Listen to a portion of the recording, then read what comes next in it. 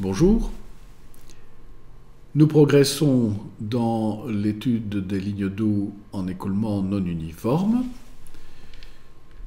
Nous avons présenté la notion d'énergie spécifique et celle de régime critique, et nous avons aussi esquissé les différents types de lignes d'eau qui pouvaient se présenter en fonction de la variation de l'énergie spécifique. Nous allons maintenant rappeler le résultat que nous avions obtenu. En faible pente de fond, nous voyons que entre HC et HU, la profondeur diminue, alors qu'en dehors de cet intervalle, la profondeur augmente, et nous avions finalement le même résultat pour les fortes pentes de fond, H qui diminue dans l'intervalle médian et qui augmente en dehors de cet intervalle. Nous allons maintenant essayer de préciser les choses en définissant l'équation qui va nous permettre de calculer les lignes d'eau et de préciser également la forme des différents types d'axes hydrauliques. Pour cela, nous partons de l'équation de Bernoulli. Donc nous avons Z plus alpha V carré sur 2G de la section 1 à gauche, qui est égal à Z plus alpha V carré sur 2G de la section 2 à droite, plus la perte de charge entre les deux sections qui vaut SF ds. Nous allons essayer de représenter cette équation de Bernoulli sous une forme différentielle. C'est-à-dire, au lieu d'écrire H1 à gauche et H2 à droite, on va écrire H à gauche et H plus DH à droite. Et évidemment, les autres termes, eux aussi, seront écrits sous forme différentielle. Par exemple, D alpha V carré sur 2G. Ça veut dire que nous pourrions écrire l'équation elle-même sous une forme différentielle en disant que dz plus D alpha V carré sur 2G plus la perte de charge SF ds, la somme des trois, est égale à 0. Ces différentes augmentations ou diminutions se compensent. Et nous allons essayer de représenter chacun des termes de cette équation en fonction de dH et de ds, de telle manière à faire apparaître une équation en dH sur ds qui nous permettra, par intégration, de retrouver la ligne d'eau. Commençons par le premier terme, dz. dz, en fait, c'est la différence entre Z2 à droite, en rouge, et Z1 à gauche, en vert. Si on remplace Z2 par sa valeur, c'est Z0 plus H plus DH cosinus phi. Si on remplace Z1 par sa valeur, c'est Z0 plus S0 ds plus H cosinus phi. On voit que dans cette différence, on peut simplifier Z0 et on peut également simplifier les termes en H. Et il nous reste dH racine de 1 moins S0 carré moins S0 ds. Et là, nous avons rempli notre contrat concernant dz. Nous avons bien exprimé dz en fonction de dH et de ds. Faisons le même exercice pour d alpha v carré sur 2g. On écrit cette différentielle, on remplace v par q sur a, on fait la dérivée et il nous reste le terme différentiel dA, l'incrément d'air mouillé. dA lui-même peut être représenté à partir de dérivées partielles. On va remplacer dA par dérivée partielle de a par rapport à h fois dH, plus dérivée partielle de a par rapport à s fois ds. En fait, on va faire l'hypothèse que dAds est égal à 0, puisque nous supposons que le canal est un canal prismatique dans cette première approche, et donc l'air mouillé ne varie pas d'une section à l'autre. On supprime donc dAds, et l'équation se réduit à la seule dérivée partielle en h, dérivée partielle que nous avions déjà définie comme étant égale à la largeur de la surface libre, et nous obtenons finalement le terme qui se trouve à droite du signe égal. On a également rempli le contrat, on devait trouver une fonction de dH et de ds, ici on a trouvé une fonction uniquement de dH, mais c'est ce que nous voulions. Si on regarde maintenant l'équation, on a donc exprimé dz en fonction de dH et ds, on a exprimé d∝v carré sur 2g en fonction de dH, et le terme sfds lui-même dépend directement de ds. Il nous suffit maintenant de grouper ces termes. On a donc des facteurs de dH, des facteurs de ds, et on peut réécrire l'équation sous la forme dH sur ds, en mettant les facteurs de ds en rouge comme numérateur du second membre, et les facteurs de dH en vert comme dénominateur du second membre. Et nous avons donc une équation différentielle en dH/ds que nous pourrons intégrer. Alors, cette équation dH/ds, si on la regarde bien, et si on remplace SF par exemple par sa valeur, Q carré N carré sur A carré R 4 tiers, nous voyons que nous avons un numérateur et un dénominateur, et tant le numérateur que le dénominateur dépendent de la profondeur. Numérateur, il y a A et R qui dépendent de H, et au dénominateur, il y a A et L qui dépendent de H. Et donc nous avons une fonction dH sur ds est égale à n sur d, n et d dépendant de H. Ce que nous allons faire, c'est analyser cette fonction et voir quelles sont les solutions possibles. Nous en déduirons une classification des lignes d'eau, et enfin, ça va nous permettre de faire le calcul de ces lignes d'eau. Première étape, nous allons classifier les lignes d'eau en analysant l'équation dH sur ds. On remarque d'abord deux propriétés intéressantes.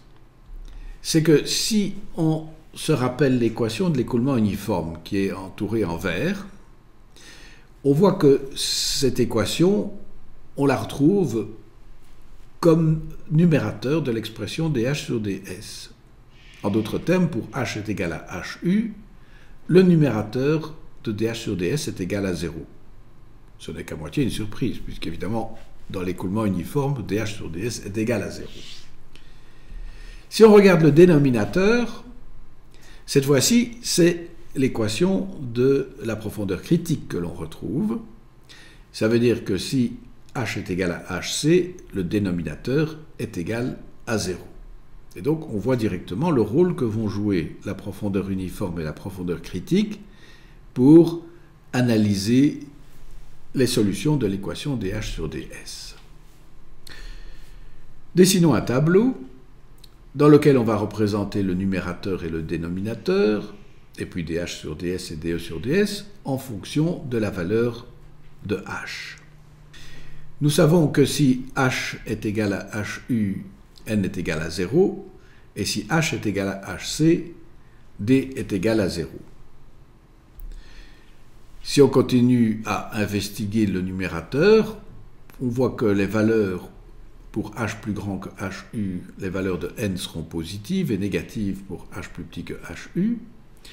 Et pour le dénominateur, les valeurs seront positives pour h plus grand que hc et négatives pour h plus petit que hc. Pour trouver dH sur ds qui est égal à n sur d, on va appliquer la règle des signes, et on va donc trouver plus par plus qui donne plus, 0 par plus qui donne 0, moins par plus qui donne moins. Pour hc, comme on va trouver moins divisé par 0, on va trouver l'infini, moins l'infini un tout petit peu au-dessus de hc, plus l'infini un petit peu en dessous de hc, et bien entendu en dessous de hc, on va trouver que dH sur ds est positif. Entre parenthèses, on retrouve le résultat que nous avions déjà pressenti en analysant la variation de H sur les diagrammes d'énergie spécifique. Quant à dE sur ds, nous l'avions déjà analysé auparavant, nous savons qu'au-dessus de HU dE sur ds est positif, et en dessous de HU dE sur ds est négatif. Et maintenant, nous allons essayer de traduire ce résultat, le résultat de ce tableau, pour comprendre la forme des lignes d'eau, la forme des axes hydrauliques. Nous allons d'abord regarder la première ligne du tableau, donc H plus grand que HU, avec DH sur DS positif et DE sur DS positif aussi. Comme nous partons de HU et que pour HU, on n'a que DH sur DS est égal à 0, nous allons en fait trouver un axe hydraulique qui démarre asymptotiquement de la profondeur uniforme et puis s'en écarte avec une augmentation de la profondeur. Si maintenant on regarde la deuxième ligne, H est égal à HU, là nous savons que H ne varie pas, DH sur DS égale à 0, DE sur DS égale à 0, ça veut dire que nous avons là le gros point vert qui veut dire que tout est fixé et ne bouge pas. En d'autres termes, nous avons un axe MU qui est tout simplement l'axe de la profondeur uniforme. Troisième ligne, H plus petit que HU mais plus grand que HC. On voit que aussi bien E que H vont diminuer. Nous démarrons à HU de nouveau de manière asymptotique puisque pour H égale à HU, nous avons DH sur DS qui est égal à 0. Et nous arrivons à HC pratiquement avec un angle normal à HC, puisque DH sur DS est égal à l'infini. Il est clair que cette partie-là de l'axe hydraulique, près de HC, est un peu fictive, puisque là nous quittons les hypothèses de départ, qui étaient le parallélisme de l'écoulement, et donc c'est un axe un petit peu théorique quand on se rapproche de HC. Alors, cet axe-là, cet axe M2, c'est par exemple l'axe que nous allons trouver pour un écoulement qui, à l'amont d'un déversoir, qui s'approche du déversoir. Enfin, si on regarde la dernière ligne, avec H plus petit que HC, à ce moment-là, nous avons E qui diminue, mais H qui augmente. Et donc si H augmente, comme en plus il doit terminer sa course près de HC en étant pratiquement perpendiculaire à la pente de fond, nous avons un axe de type M3 qui est dessiné ici. Cet axe M3, c'est par exemple celui qu'on va retrouver au pied d'une vanne de fond, à l'aval d'une vanne de fond. On peut pousser l'analyse un petit peu plus loin pour regarder pour les pentes faibles, pour nous rappeler que on avait une dépendance au-dessus de HC, une dépendance de l'axe hydraulique à l'aval, et en dessous de HC, une dépendance de l'axe hydraulique à l'amont. Ça veut dire qu'en pratique, les axes qui se trouvent au-dessus de la profondeur critique, donc M1, MU, M2, sont des axes d'aval qui sont contrôlés par un niveau d'eau à l'aval. Alors que l'axe M3, qui est en dessous de HC, est un axe qui va se calculer à partir de l'amont. C'est un axe hydraulique d'amont. On peut retrouver cela dans le cas du déversement. L'axe M2 est un axe qui, de fait, va se calculer à partir du déversoir, donc à partir de l'aval. Alors que pour la ligne d'eau qui démarre au pied de la vanne, l'axe M3 va démarrer au pied de la vanne, donc c'est un axe qui va se calculer à partir de l'amont. On peut faire exactement le même raisonnement pour les fortes pentes de fond. À ce moment-là, simplement la position relative de HU de HC change, et du coup, on a évidemment un certain nombre de différences qui vont se traduire par des axes hydrauliques que voici, S1, S2, SU, S3, Cette fois-ci, nous avons HC qui est au-dessus de HU, et donc ce sont des axes qui vont démarrer de HC perpendiculairement à la pente de fond, et ce sont des axes S2 et S3 qui vont se rapprocher progressivement de la profondeur uniforme de manière asymptotique, l'axe SU étant lui directement l'axe de l'écoulement uniforme. De nouveau, nous avons des conditions qui sont des conditions d'aval ou d'amont, axe d'aval S1 qui est au-dessus de HC, et trois axes d'amont, S2, SU, S3, qui sont en dessous de HC. Donc nous avons maintenant beaucoup d'informations. Nous savons quelle est la forme des axes hydrauliques auxquels nous pouvons nous attendre. Et maintenant, il nous reste à calculer ces lignes d'eau, et ce sera l'objet des prochaines leçons. À bientôt.